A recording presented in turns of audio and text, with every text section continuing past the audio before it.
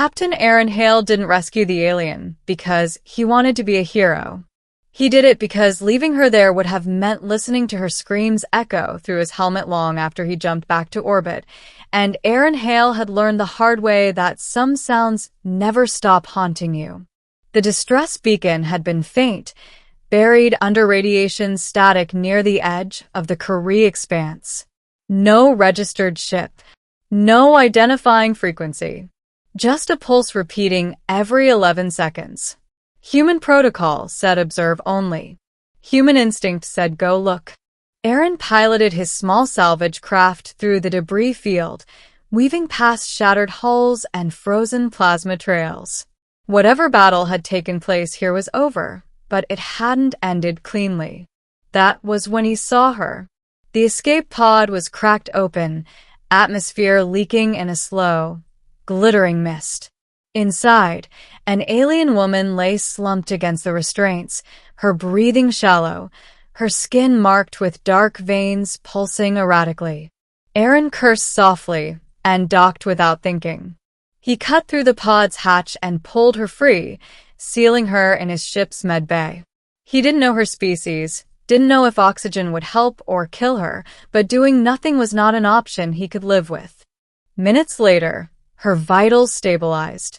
Aaron leaned back in his chair, exhausted, adrenaline finally bleeding away. Yeah, he muttered.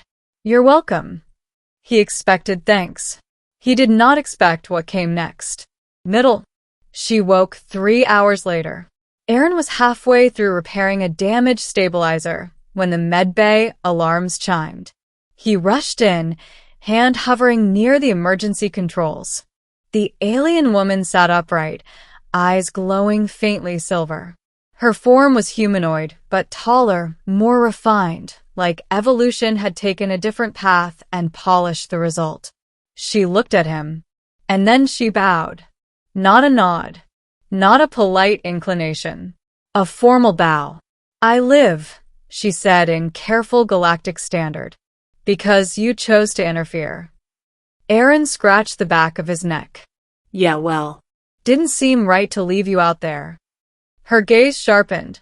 You violated 3 interstellar protocols, she said calmly, and endangered your species' standing.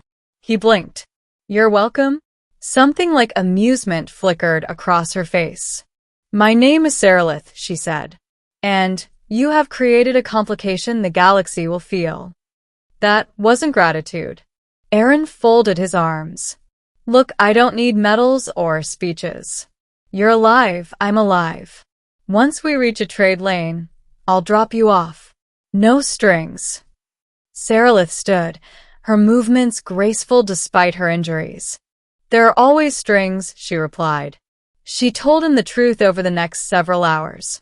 Saralith was not a civilian. She was a strategist bearer of the Nitherian Concord, a species so ancient and influential that most galactic powers structured their policies around avoiding them. The ship she'd been aboard had been ambushed, not by enemies, but by allies. They feared my conclusion, she said quietly. What conclusion? Aaron asked. That the Nitherian future cannot continue as it is. Aaron felt a familiar chill. That usually ends with someone getting space. Yes, she agreed. In this case, me. The Concord had ruled through prediction, vast models that calculated outcomes centuries in advance. Every decision optimized. Every variable controlled. Except one. Humans. You cannot be modeled, Saralith said. Your species adapts faster than data. You act against probability. You survive outcomes that should destroy you. Aaron snorted. That's justice being stubborn. It is far more dangerous than you realize. The ambush had been meant to erase her findings. Her escape pod had barely transmitted before being damaged. If Aaron hadn't answered the beacon, you saved my life, she said. Which binds me. Bind, he repeated. Like thank you card bind? No, Saralith said softly. Like choice. She stepped closer. I am authorized to make you an offer, she continued. One no human has ever received. Aaron frowned. What kind of offer? She met his eyes. The chance to alter the trajectory of the galaxy. He laughed, actually laughed. Lady, I fly a patched-up salvage ship and argue with customs bots. You've got the wrong guy. Sarilith didn't smile. That is exactly why you are the right one. The offer was simple and terrifying. She wanted Aaron to accompany her back to Nitherian space, not as a prisoner, not as an envoy, but as a counterweight. A human perspective embedded into the Concord's decision-making structure. You want me to sit in a room full of ancient alien superminds and what? Give my opinion? Yes, she said. You will disrupt us. Aaron paced the medbay. And if I say no? Then I will find another human, Sarilith replied honestly. But I chose you first.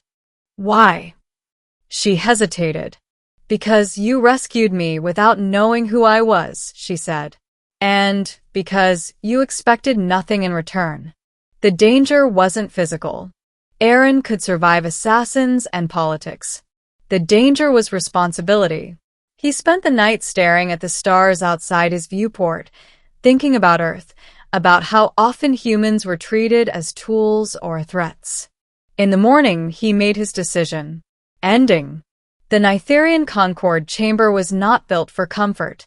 It was a sphere of light and data where towering entities of shifting geometry regarded Aaron Hale like a fascinating anomaly. Their voices overlapped, harmonized, debated. Human unpredictability destabilizes equilibrium. Human adaptability increases survival probabilities. Human emotional reasoning compromises efficiency. Human ethical frameworks introduce novel solutions. Aaron stood in the center, hands in his pockets. You're overthinking it, he said. That silenced them. Sarilith watched from the periphery, her expression unreadable. Aaron took a breath. You want control, he continued. Certainty. Clean outcomes. Humans don't work like that. We mess up. We guess. We help when we shouldn't. And yeah, sometimes that blows up in our faces. He looked around the chamber. But sometimes? It saves lives you didn't even count. The Concord argued for days. Assassination attempts followed. Subtle ones. Predictable ones. They failed. Because humans don't behave predictably. Aaron didn't become a ruler. He didn't command fleets. He asked annoying questions. He pointed out moral blind spots. He refused false dilemmas. Slowly, the Concord changed. Prediction models were rewritten.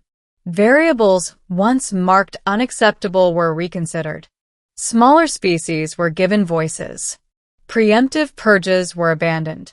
And the galaxy noticed. Humanity's status shifted, not as conquerors, not as servants, but as partners in uncertainty.